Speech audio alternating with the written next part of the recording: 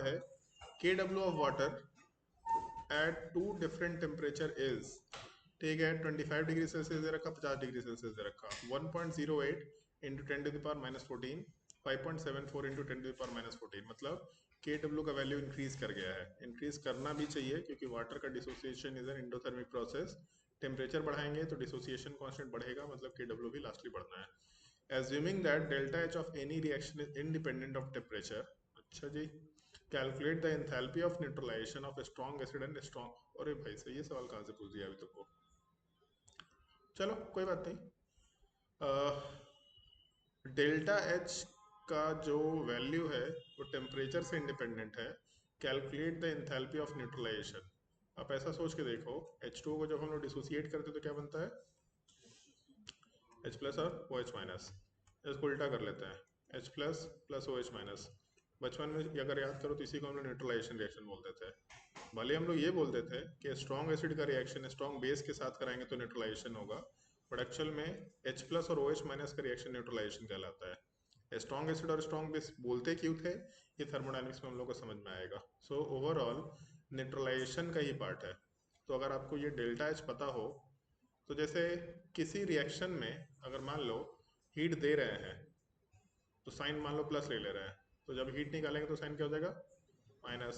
Just उल्टा process एक तरीके से। तो अगर डिसोसिएशन का उल्टा हम लोग न्यूट्रलाइजेशन बोल रहे हैं तो डिसोसिएशन में जो डेल्टा एच होगा, इसका जो भी साइन आएगा आएगा तो पॉजिटिव ही, लेकिन जब हम लोग न्यूट्रलाइजेशन में जाएंगे डेल्टा एच ऑफ न्यूट्रलाइजेशन, तब यहाँ पे वैल्यू अपना नेगेटिव आ जाना चाहिए। सो आप ये कैलकुलेट करके देखो, इसको कैसे कैलकुलेट करेंगे, कोई बता सकता है, डेल्टा एच डिसोसिएशन। तो एक फॉर्मूला हम लोग सीखे थे, log K two upon K one, मतलब log K W two upon K W one is equal to minus delta H upon 2.303 R, one upon T two minus one upon T one. T one और T two दे रखा है, मालूम है अपने को, के डब्ल्यू टू और के डब्ल्यू वन दे रखा है। डेल्टा एच का वैल्यू अपने को पता करना है, और यही डेल्टा एच डिसोसिएशन भी है, क्योंकि हम लोग डिसोसिएशन रिएक्शन की बात कर रहे थे, तो यही डेल्टा एच डिसोसिएशन कहलाएगा। आर का वैल्यू क्या ले सकते हैं हम लोग, सो आर का वैल्यू हम लोगों को अभी तक नॉर्मली 0.0821 याद होता है, लेकिन आपको याद होगा हम तीन वैल्यू बताए थे। आर का वैल्यू 0.0821 होता है एक, दूसरा 8.314, इस चीज़ को हम लोग 25/3 ले लिया करते थे, और तीसरा होता था 1.987 जो कि 2 था। बताया था कि यूनिट के हिसाब से डिसाइड करना होता है, जूल होगा तो 8.314, कैलोरी होगा तो 2, और अगर एटीएम लीटर हुआ तब उस केस में 0.0821। यहाँ ऑप्शन क्या क्या दे रखा है,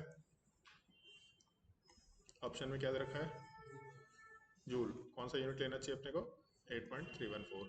तो यहाँ पे 8.314 का वैल्यू डाल के डेल्टा एच कैलकुलेट करेंगे, और जैसे डेल्टा एच कैलकुलेट करेंगे तो जस्ट उसका उल्टा कर लो, न्यूट्रलाइजेशन का वैल्यू आ जाना चाहिए। तो पहला चीज साइन माइनस होना चाहिए, खैर सब जगह ही माइनस दे रखा है।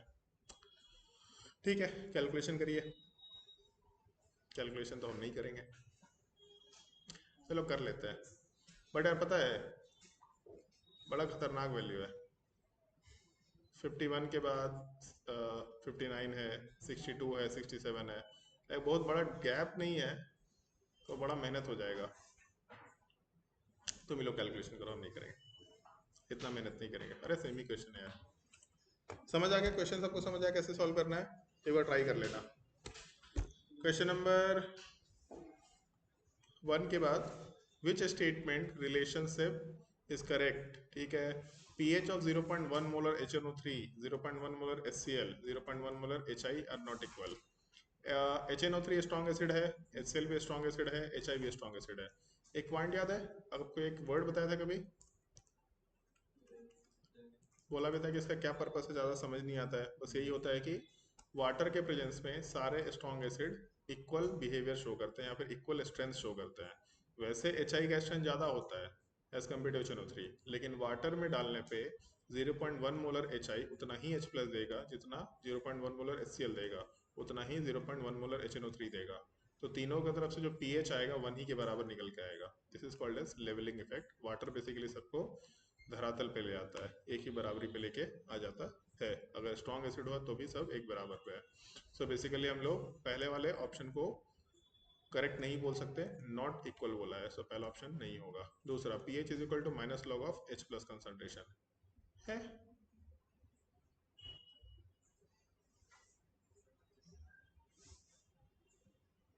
इसको सही बोले कि गलत बोले? बोलने का मन तो उसको सही कर रहा है, लेकिन लॉग इसमें 10 दिया नहीं नीचे। खैर, वहाँ सही कुछ नहीं देता तो हम लोग 10 ही मान के चलते हैं बेस, तो इसलिए सही मान लेते हैं अभी के लिए। The pH of pure water is 7, गलत बात है, क्योंकि इसमें 25 डिग्री सेल्सियस नहीं दे रखा। थोड़ा सा घटिया टाइप का क्वेश्चन दे रखा है, दोनों ऑप्शन जो है अच्छा नहीं दे रखा है। मतलब pH of pure water is 7, अब ऊपर में क्योंकि आपने बेस 10 मिस कर दिया है, तो नीचे में आप 25 डिग्री मिस किए हैं नहीं किए हैं हम लोग को पता नहीं है, बट एनीवे बिना 25 के हम लोग pH को 7 नहीं रख सकते प्योर वाटर का, इसलिए थर्ड स्टेटमेंट गलत है। Value of pKw at 25 degree Celsius, जैसे यहाँ पे ठीक दे रखा है 25 डिग्री सेल्सियस, pKw का वैल्यू 25 डिग्री सेल्सियस पे 14 होता है, 7 तो pH होता है, इसका मतलब लास्ट ऑप्शन भी गलत है, ऑप्शन बी आंसर होना चाहिए। क्या दिया है? हम कुछ गलत कर रहे हैं क्या इसमें आपके हिसाब से? बुक की डेफिनेशन एक्सप्रेसिव कुछ और दिया था, बुकलेट में कुछ और दिया था। क्या दिया था? ऐसा क्या दे दिया आपकी, ये जो हम आज तक नहीं जान रहे? माइनस लोगो इसमें ए एक्सप्रेस किया है, इसमें ए एक्टिविटी ऑफ एक्सप्रेस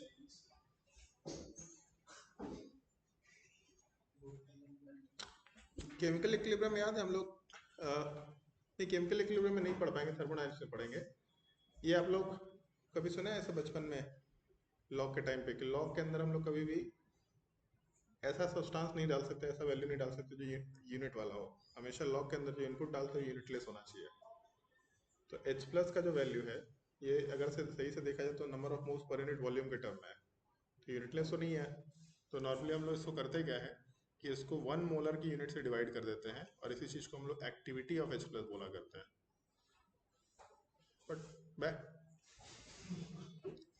उसके हिसाब से तो सी भी गलत है, 25 डिग्री मेंशन नहीं किया, हम कैसे मान ले pH ऑफ प्योर वाटर 7 होता है? मतलब ये तो मैथमेटिकली उसके जस्ट नीचे वैल्यू दे रखा है 25 भाई, हम तो सी ऑप्शन भी गलत मानेंगे। उसके हिसाब से तो बी ऑप्शन ज़्यादा सही, मतलब वो सही दिया है, वो गलत नहीं दिया है, हम लोग उसको थर्मोडायनेमिक्स में डिस्कस करेंगे।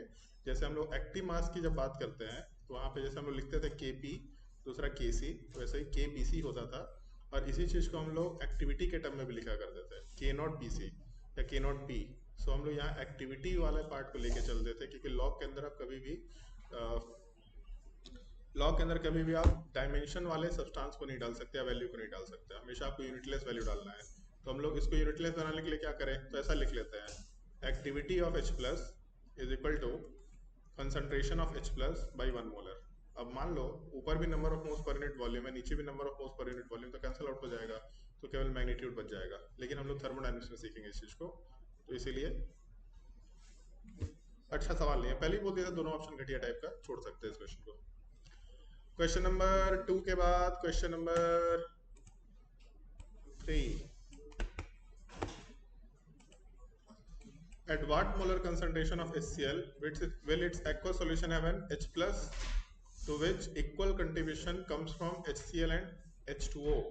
हम लोग ऐसा बोल रहे हैं कि HCl का क्या मोलर कंसंट्रेशन ले, ताकि जो हम लोगों का H प्लस नेट है, या नेट H प्लस में, क्योंकि हम लोग हमेशा ऐसा लिखते हैं H प्लस फ्रॉम एसिड और H प्लस फ्रॉम वाटर, हम लोग HCl का क्या कंसंट्रेशन ले ताकि दोनों बराबर हो जाए, कैसे निकालेंगे भाई?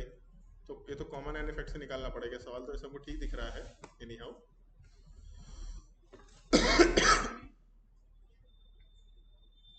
चलो ऐसा सोच के देखते हैं, वाटर को डिसोसिएट कराया, क्या बनेगा? H प्लस और OH माइनस, और नीचे हम लोग HCl लेकर के चले हैं, 100% डिसोसिएट करेगा, H प्लस और Cl माइनस का फॉर्मेशन होगा। अगर इसका कंसंट्रेशन हम लोग को पूछा है कि कितना कंसंट्रेशन ले हम लोग मोलर, मान लेते हैं C के बराबर है, डिसोसिएट करके खत्म हो जाएगा, कितना बनेगा? C, और ये भी C, और यहाँ से मान लेते हैं X डिसोसिएट हुआ था, तो यहाँ से X बनना चाहिए, यहाँ से X बनना चाहिए, ऐसा लिख सकते हैं C प्लस X। तो सवाल में ऐसा बोल दिया है दोनों तरफ से H प्लस बराबर होना चाहिए, दोनों प्लस से H प्लस बराबर होने का मतलब C is equal to X कर सकते हैं। तो अपने कैलकुलेशन में H plus is equal to, हम लोग H प्लस का concentration is equal to C plus X बोलो, या फिर ओवरऑल C स्क्वायर बोलो, दोनों सेम ही चीज़ होगा। और अगर हम लोग ऐसा कंसिडर कर लें H plus into OH minus is equal to KW 10 to the power minus 14 is equal to H plus का कंसंट्रेशन कितना है? Oh sorry 2C। H plus का कंसंट्रेशन कितना हो जाएगा? 2C। और OH माइनस का कंसंट्रेशन X के बराबर था, बट X तो C के ही बराबर है, तो इसको भी हम लोग C के बराबर ले लेते हैं। तो अपने कैलकुलेशन में 2C square is equal to 10 to the power minus 14 हो गया। So C is equal to कितना हो जाना चाहिए? ऐसा कर लें, -14 को -16 कर लेते हैं, इधर 100 बाहर निकाल लेते हैं।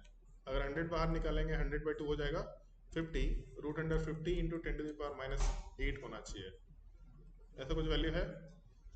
अरे वाह, है बी ऑप्शन। समझ आया क्वेश्चन? है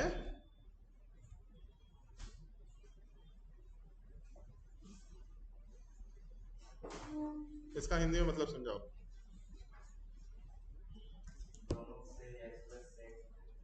तो जितना H प्लस वाटर की तरफ से आएगा उतना ही H प्लस एसिड की तरफ से आएगा।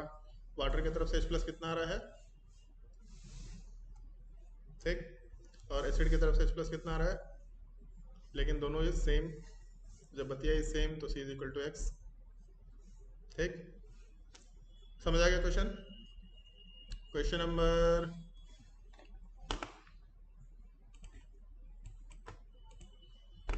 3 या 4 जो भी था। इसके बाद Which of the following will have a pH close to 1? किसका pH 1 के बराबर होगा? यहाँ पे क्या दिख रहा है? एसिड। यहाँ पे क्या दिख रहा है? बेस। पहला चीज 100 ml m/10 मोलर, m/10 मतलब 0.1 मोलर HCl, और 100 ml 0.1 मोलर NaOH। जितना NaOH है उतना ही OH माइनस होगा, जितना HCl है उतना ही H प्लस होगा। दोनों का कंसंट्रेशन भी बराबर है, दोनों का वॉल्यूम भी बराबर है, मतलब दोनों में H प्लस और OH माइनस का नंबर ऑफ मोल्स भी बराबर होगा। कंप्लीट न्यूट्रलाइजेशन का केस है, जब कंप्लीट न्यूट्रलाइजेशन होगा तो pH इज इक्वल टू 7 हो जाएगा, क्योंकि strong acid plus strong base का सॉल्ट है। बचपन में हम लोग पढ़े थे strong acid plus strong base का सॉल्ट न्यूट्रल सॉल्ट बनाता है। पढ़े थे ना लास्ट 10th में, acidic salt, basic salt, neutral salt. तो पहला वाला केस तो नहीं हो सकता, दूसरे वाले केस पे चलते हैं। दूसरे वाले केस में इसको हमेशा ध्यान रखना सब लोग, HCl वाले पार्ट से H प्लस कैलकुलेट करना। जैसे यहाँ एक एसिड दिखा, यहाँ एक बेस दिखा, आपको कुछ नहीं करना, आपको बस ये मालूम करना है H प्लस और OH माइनस प्रोडक्ट में H2 बना रहा, यहाँ से H प्लस के नंबर ऑफ मोल्स कितने आएंगे। सो अगर हम लोग HCl का कंसंट्रेशन कैलकुलेट कर रहे हैं, वहाँ से H प्लस का कंसंट्रेशन बराबर ही आएगा। m/10 दे रखा प्लस 0.1 दे रखा, सो H प्लस का concentration is equal to HCl का concentration is equal to 0.1 molar और वॉल्यूम 55 ml है। दूसरा OH माइनस का कंसंट्रेशन NaOH में एक ही OH माइनस है इज इक्वल टू NaOH का concentration is equal to m/10 molar मतलब 0.1 मोलर और वॉल्यूम 45 ml है। सो अपने कैलकुलेशन में हम लोग अगर नंबर ऑफ मोल्स कैलकुलेट करें, so number of moles H plus का निकल के आ जाएगा, कंसंट्रेशन इनटू वॉल्यूम। इसको मोल्स में कन्वर्ट ना करके मिली मोल्स के टर्म में छोड़ देते हैं। क्यों छोड़ रहे हैं आगे समझ में आएगा। दूसरे वाले केस में भी number of moles of OH minus अगर निकालेंगे तो 4.5 मिली मोल्स के टर्म में इसको छोड़ देते हैं। अब हम लोग चलते हैं अपने H प्लस और OH माइनस के नंबर ऑफ मोल्स में। 5.5 मिली मोल्स, 4.5 मिली मोल्स, क्या हो जाएगा? लिमिटिंग रिएजेंट है, खत्म हो जाएगा। ये कितना बच जाएगा? 1, और प्रोडक्ट कितना बनेगा? 4.5। ऑल्दो प्रोडक्ट से ज़्यादा कोई फर्क नहीं पड़ रहा, बट एक चीज़ से फर्क पड़ेगा। इनिशियली वॉल्यूम कितना था? 55, और मिक्स कितना किए? 45, टोटल कितना हो गया? 100 के बराबर। सो अगर आप ढंग से सोचो तो ये अपना रिमेनिंग H प्लस है, number of moles of H plus remaining है, और हम लोग का वॉल्यूम टोटल चेंज हो चुका है अभी। सो ऐसा लिख सकते हैं हम लोग, फाइनल सॉल्यूशन में H प्लस रिमेनिंग है और इसका concentration will be equal to number of moles of H plus final by V final. Number of moles of H plus final था 1 मिली मोल और वॉल्यूम था 100 मिली मोल। सो मिली मिली कैंसल, बचा 1/100 मतलब 10 टू द पावर -2। यहाँ से pH कितना आएगा? तो इसका मतलब ये भी आंसर निकल के नहीं आने वाला है। और यही आपके strong acid plus strong base के मिक्सचर का pH का कैलकुलेशन है, ऐसे ही सीखना होता है। समझ गए? तो इसमें कुछ पढ़ाने का नहीं है, बचपन का चीज़ है। सो सेकेंड ऑप्शन में आंसर नहीं हो सकता। थर्ड ऑप्शन पे चलते हैं। थर्ड ऑप्शन में m/10 मोलर HCl है और m/10 मोलर NaOH है, वॉल्यूम 90 दे रखा और वॉल्यूम 10 दे रखा। इसके हिसाब से कैलकुलेशन सोच के देखते हैं। 10 एंड 90, चलो नीचे लिख लेते हैं इसको फिर से। H प्लस और OH माइनस का कॉम्बिनेशन H2O बनाएगा, और हम लोग ऐसा लेके चल रहे हैं कि इसका कंसंट्रेशन 0.1 मोलर है, इसका भी कंसंट्रेशन 0.1 मोलर है, इसका वॉल्यूम 10 है, इसका वॉल्यूम 90 है। अच्छा चलो ठीक है, एक छोटा सा चीज़, यहाँ पे एसिड ज़्यादा है कि बेस ज़्यादा है? बेस ज़्यादा है, तो कभी भी pH 7 से छोटा आएगा क्या? अगर बेस ज़्यादा है तो फाइनली बेस बचेगा, मतलब pH must be greater than 7। तो ये आंसर तो वैसे ही रिजेक्ट हो गया, पहला रिजेक्ट हो गया, दूसरा खत्म हो गया, तीसरा खत्म हो गया, चौथा ही आंसर होना चाहिए। याद रखना 75 और दूसरा क्या है 25। m/5 का मतलब कितना हो गया 0.2 मोलर। सो फिर से कैलकुलेशन करके देख लेते हैं, इसको भी छोड़ देते हैं। कंसंट्रेशन है 0.2 मोलर और वॉल्यूम है 75। कंसंट्रेशन है 0.2 मोलर, वॉल्यूम है 25। तो यहाँ से अगर नंबर ऑफ मोल्स निकालेंगे तो कितना आ जाएगा 15। ये कितना आ जाएगा 5। ये पूरा का पूरा खत्म हो जाएगा, लिमिटिंग रिएजेंट है। फिर ये कितना बच जाएगा 10, और वॉल्यूम कितना हो जाएगा टोटल 75 प्लस 25, टोटल कितना हो जाएगा volume 100। So volume final 100 ml है, और नंबर ऑफ मोल्स जो बच जाएगा final, this will be equal to 10 milli moles of H plus. तो यहाँ से अगर आप कंसंट्रेशन ऑफ H प्लस निकालेंगे final 10 milli mole by 100 ml, milli milli cancel, ये कैंसल आउट होकर 0.1, मतलब pH इज इक्वल टू, यहाँ से आराम से 1 निकाल सकते हैं। समझ आ गया? कभी भी एसिड बेस का रिएक्शन देगा तो H प्लस के मोल्स निकालो, OH माइनस के मोल्स निकालो और क्वेश्चन सॉल्व करो, आसानी से बन जाएगा क्वेश्चन। तो ऑप्शन 4 आंसर कंसिडर कर सकते हैं। कोई दिक्कत है इस क्वेश्चन में किसी को? पक्का? चलिए नेक्स्ट क्वेश्चन पे चलते हैं फिर। ये तो जाना पहचाना क्वेश्चन दिख रहा है, वही घटिया वाला क्वेश्चन है, हटा देते हैं इसको। ये भी जाना पहचाना क्वेश्चन दिख रहा है। इसमें 4 में भी डाउट है क्या?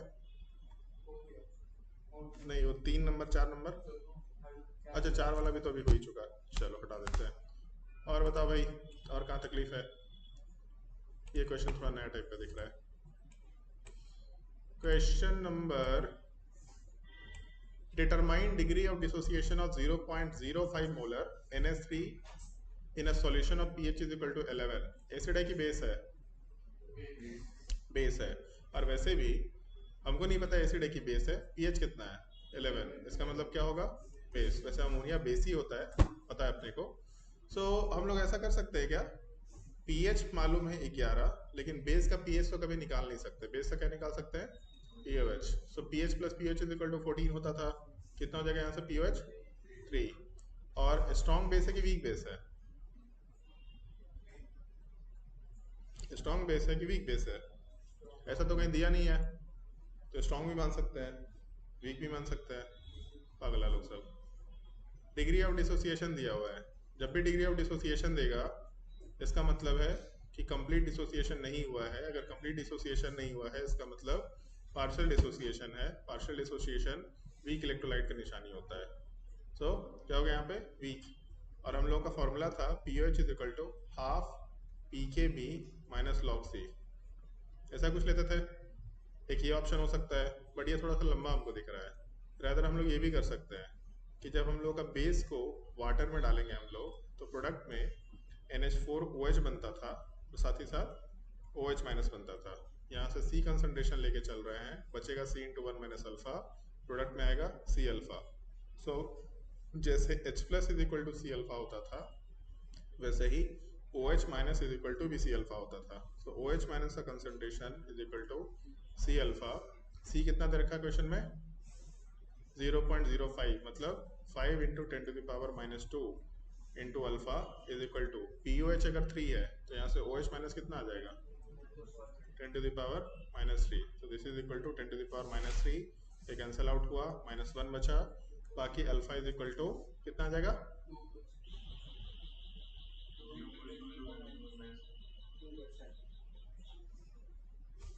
1/5, मतलब 0.2। So 2 into 10 to the power minus 2 होना चाहिए, 2 into 10 to the power minus 2। ठीक है, 100 से मल्टीप्लाई करेंगे तो 2%, थोड़ा सा गलत दे रखा है। इसमें degree of dissociation word use नहीं करना चाहिए, परसेंटेज डिसोसिएशन यूज करना चाहिए। पहले ही बोल चुके हैं, बहुत सारे लोग इसको गलत समझ लेते हैं, परसेंटेज डिसोसिएशन होना चाहिए वर्ड यहाँ पे, डिग्री ऑफ डिसोसिएशन नहीं होना चाहिए। ऑप्शन 1 कंसिडर कर सकते हैं। ठीक है, कोई दिक्कत है इस क्वेश्चन में किसी पार्ट में? पक्का? हाँ भाई सत्यम, पूछ लिया करना, चेहरा पे 12 बजे हो रहता है, हमको देखना पड़ता है। ये पार्ट समझ आ गया? ये छोड़ दो, ये इसकी जरूरत नहीं है, इसके थ्रू भी काम कर सकते हैं।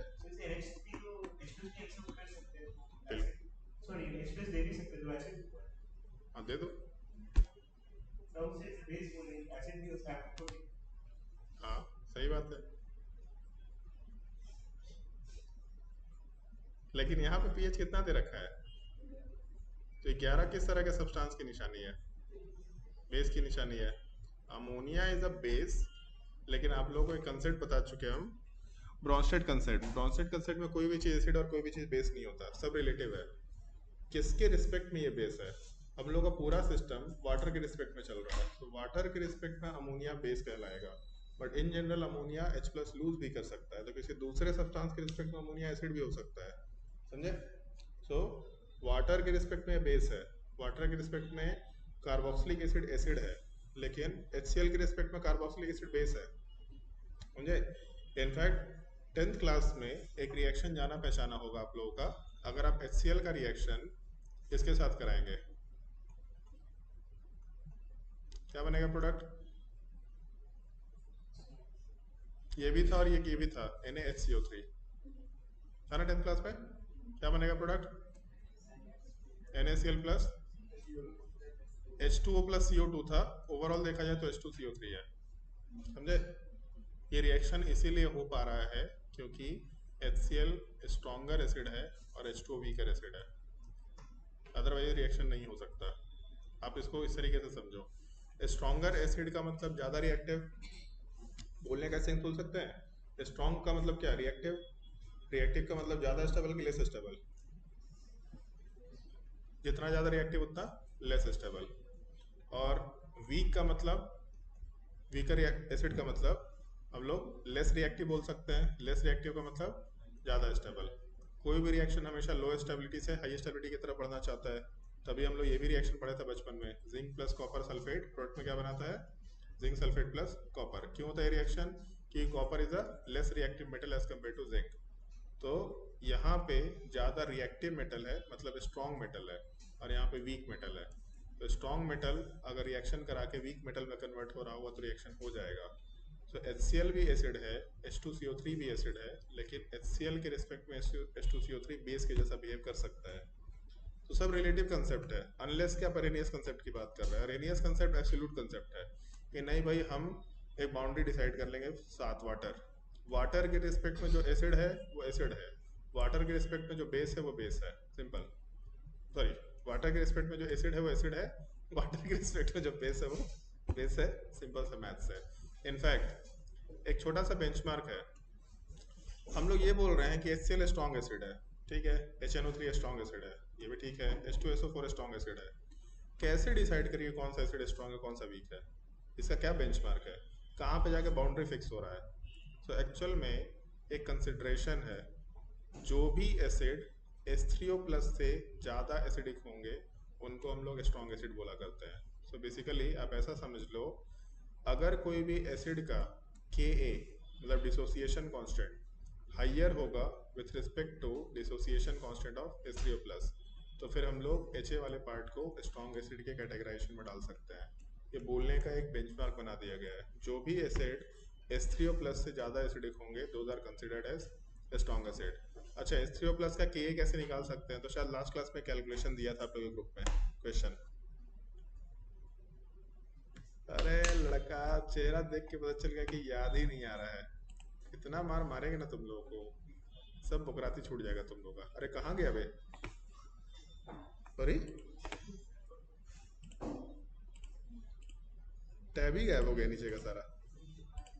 हाँ ये तो यही है ना तुम्हारा ग्रुप,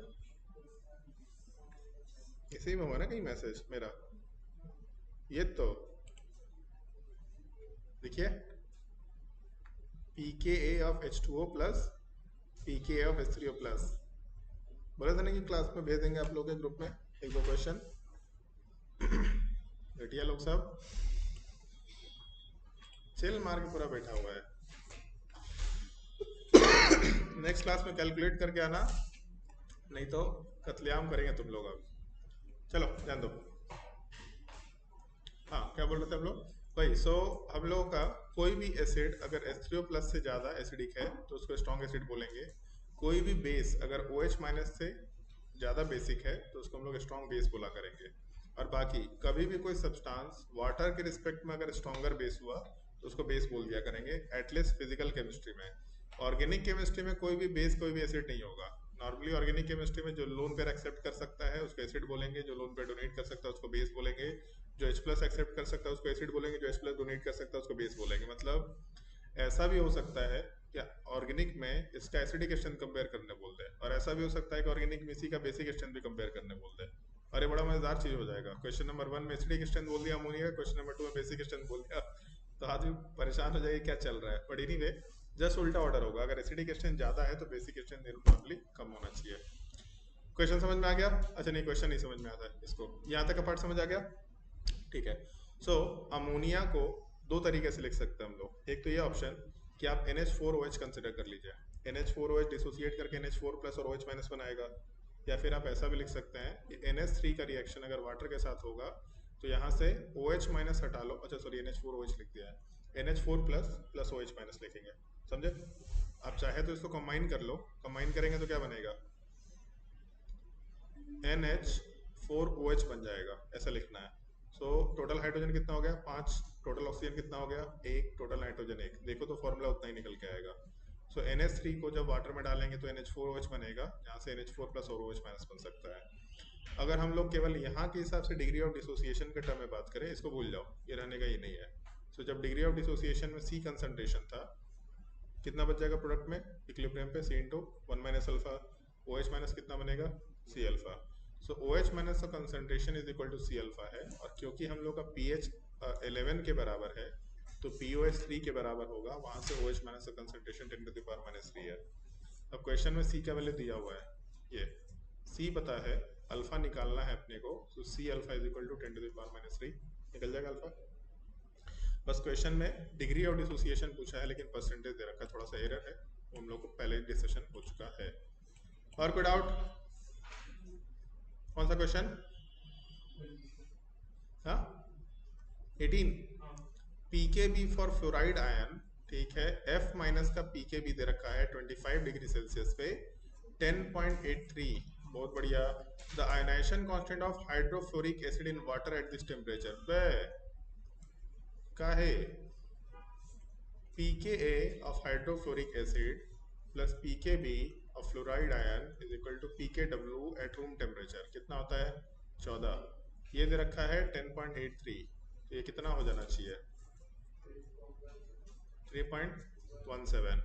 और अगर ये 3.17 है तो हम लोग बचपन में एक चीज सीखे थे y माइनस लॉग एक्स, तो 3.17 को 4 माइनस समथिंग लिख सकते हैं।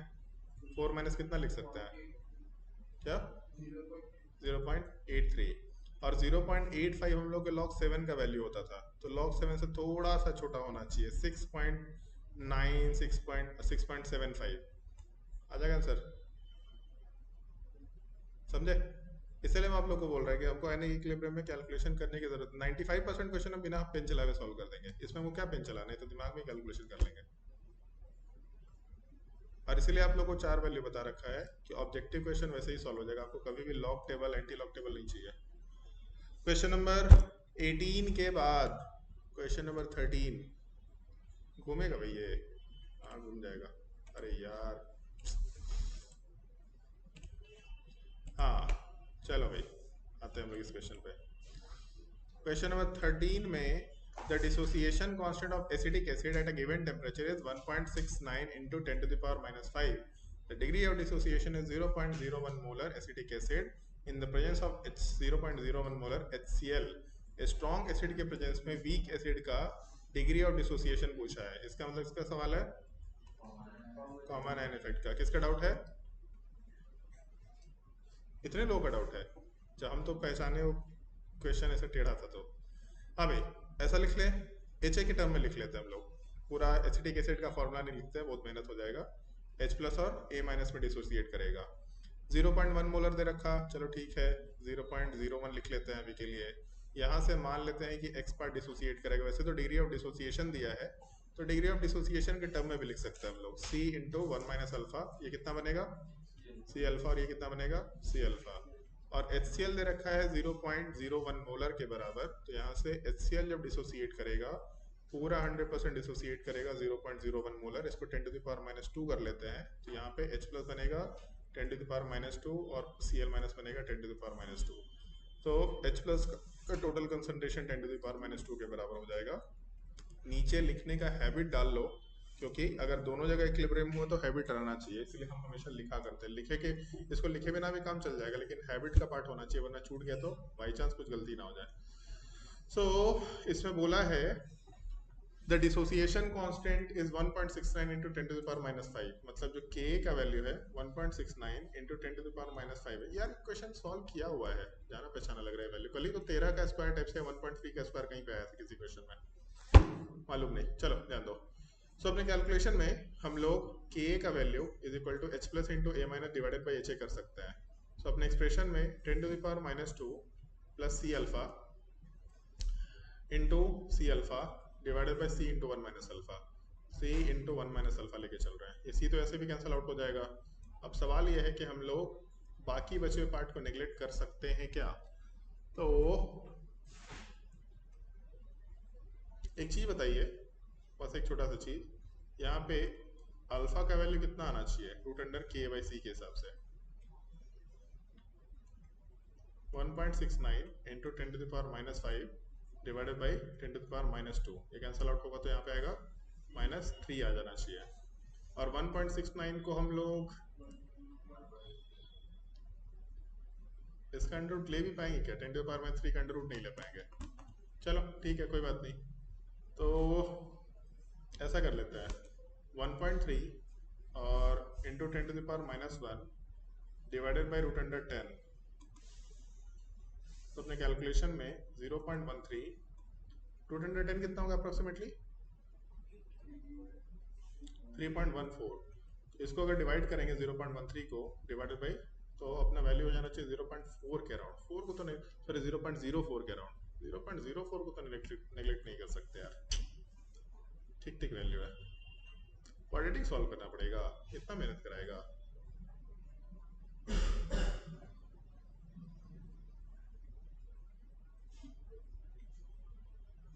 नहीं नहीं करना पड़ेगा, ध्यान ही नहीं दिया।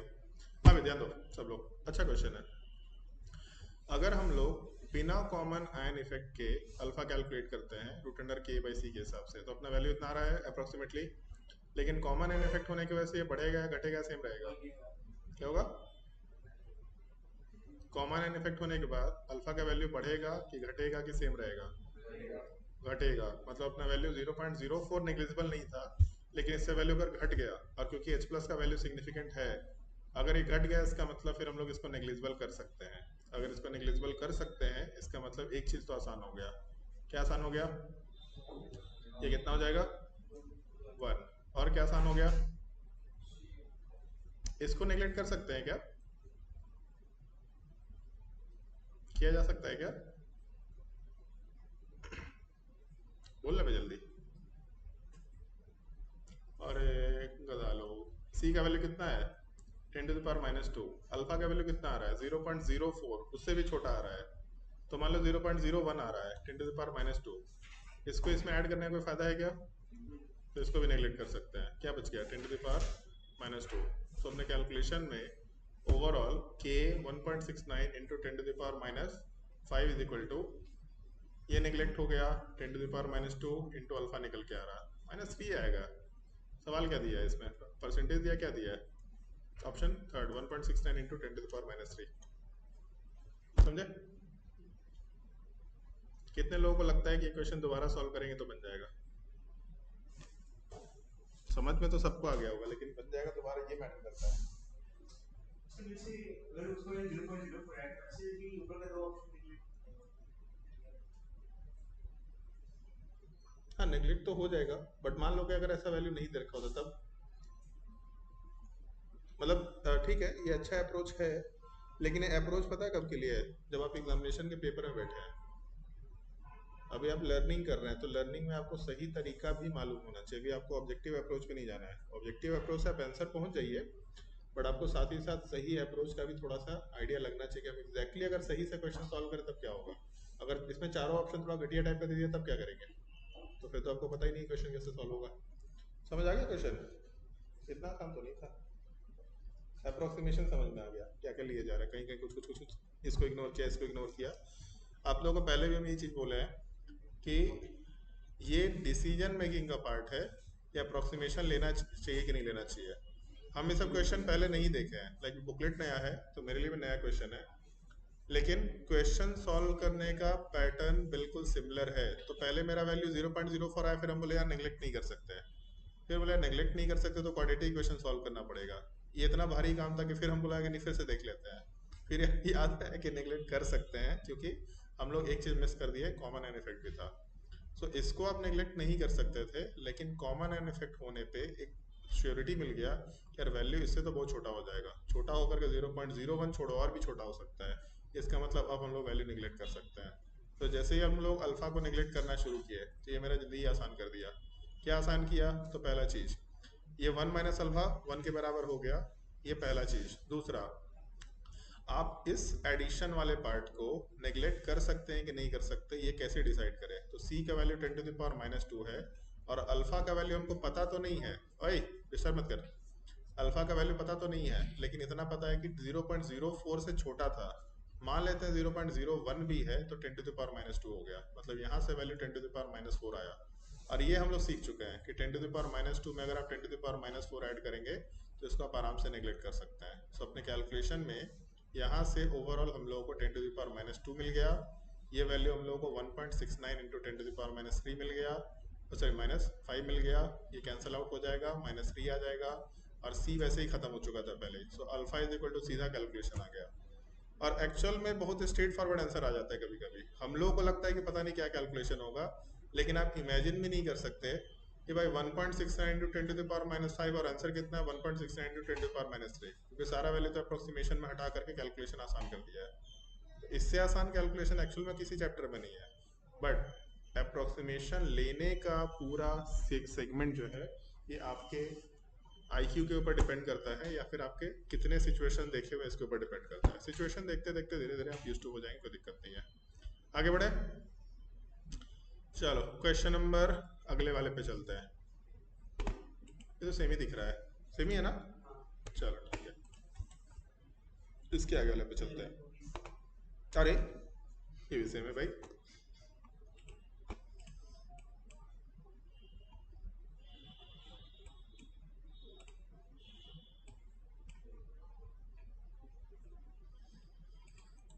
हाँ, ये तो पहले डिस्कशन हो चुका, बहुत बढ़िया। अभी और क्वेश्चन बाकी है क्या? तुम लोग हम ही से क्वेश्चन सॉल्व कर लेते हैं। इतना मैंने तो तुम लोग भी घर में नहीं करता जितना हमसे क्वेश्चन सॉल्व कराता है। 2-2 घंटा हमसे केमिस्ट्री सॉल्व करवाता है अगला सब। नहीं लगता ऐसा कभी कभी तुम लोग घर से सॉल्व करके आता हो आधा घंटा केमिस्ट्री हमसे करवा रहा है 2 घंटा केमिस्ट्री सॉल्व? सेम ही है ये, ये अलग है। तुमसे ज्यादा केमिस्ट्री हम ही को सॉल्व करना पड़ता है, तो मेरा ही केमिस्ट्री अच्छा होगा, मेरा फायदा है, तुम्हारा क्या? कौन सा क्वेश्चन? दोनों। N aqua solution contains 0.01 molar RNH2, इसी को हम लोग ऑर्गेनिक केमिस्ट्री में अमाइन बोला करते हैं। उसका केबी दे रखा है, केबी दे रखा है मतलब ये बेस होगा क्योंकि नाइट्रोजन के ऊपर लोन पेयर है। एसिड भी है बट बेसिक नेचर इसका ज़्यादा डोमिनेट है वाटर के रिस्पेक्ट में।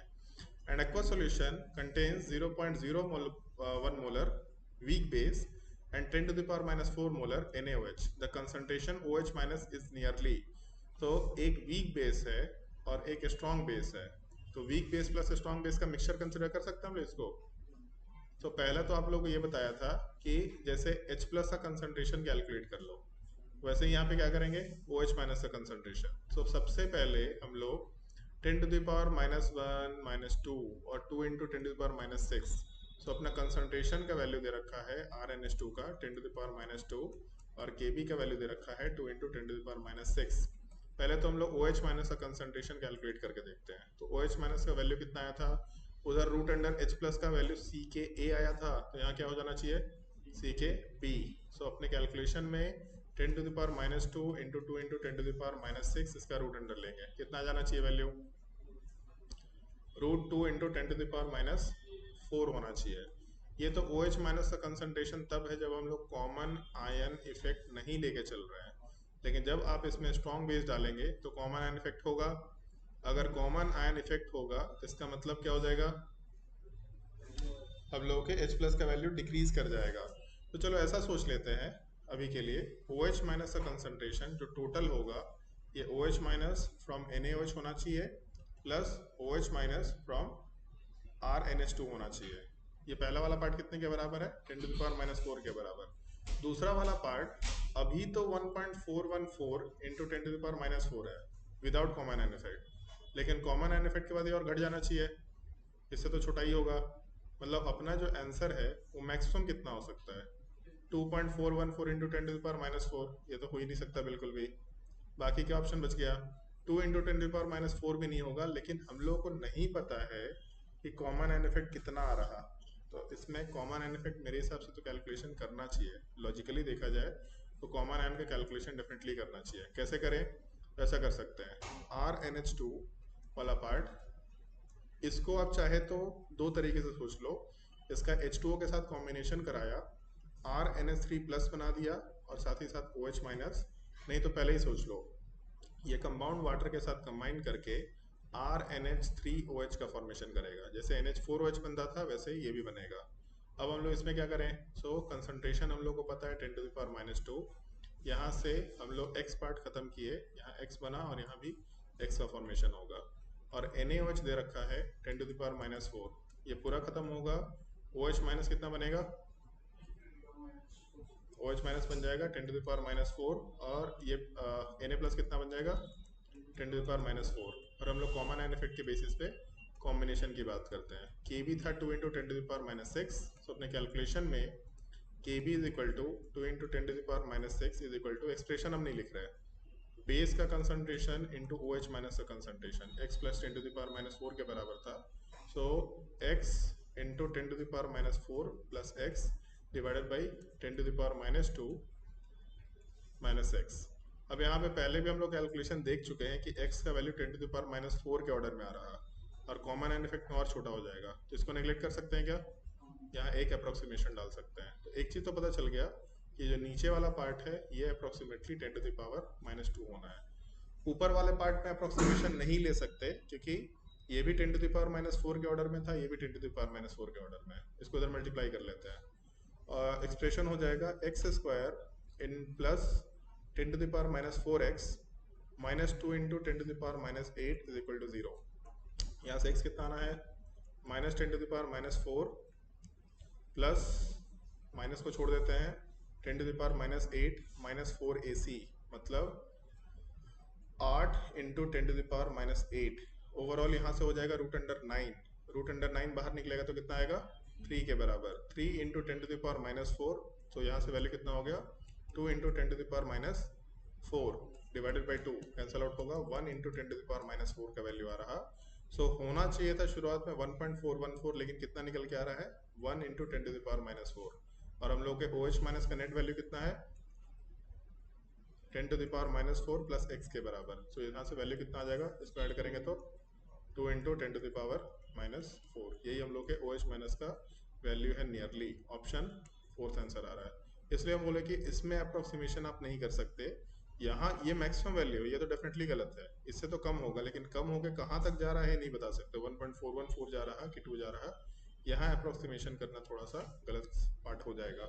आंसर क्या दिया है इसका दे रखा है 2 इंटू 10 टू पावर -4। अच्छा क्वेश्चन है, मतलब weak base plus strong base के कैलकुलेशन का एक अच्छा केस बोल सकते हैं, सॉल्व करने लायक है। प्रैक्टिस का पार्ट है, अच्छा केस है।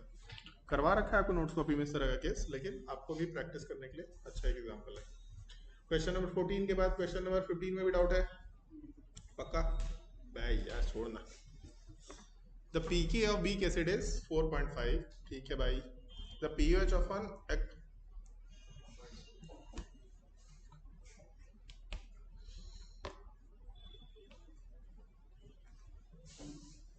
छोड़ दो, मतलब वैसे बन जाएगा, लेकिन इस लैंग्वेज को हम जस्ट आगे एक्सप्लेन करेंगे सॉल्ट हाइड्रोलिसिस के बाद। फालतू में हम इसको अभी एक्सप्लेन नहीं करना चाह रहे। ठीक है, हम अभी लैंग्वेज नहीं पढ़े थे, छोड़ सकते हैं इस क्वेश्चन को अभी के लिए। अगर बन गया तो अच्छी बात है, नहीं बन गया तो भी कोई दिक्कत नहीं है। वैसे ठीक है, HA को 50% डिसोसिएट करो, कितना बनेगा? मान लेते हैं कि कंसंट्रेशन इसका C के बराबर है, 50% खत्म हो गया, तो कितना बच जाएगा? ये C/2 बच जाएगा। ये कितना हो जाएगा? C/2। और ये कितना बनेगा? C/2। और पूछा है आपका POH कितना है, तो हम तो pH ही निकाल के देख लेते हैं। pK दे रखा है, तो ऐसा कर लें, Ka का वैल्यू यहाँ क्या लिख सकते हैं? Concentration of H plus into concentration of A minus divided by concentration of HA, लिख सकते हैं आराम से।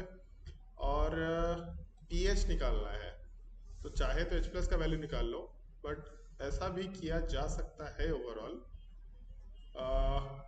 H प्लस के वैल्यू को हम छोड़ देते हैं अभी के लिए, क्योंकि लास्टली तो अपने को pH ही निकालना है।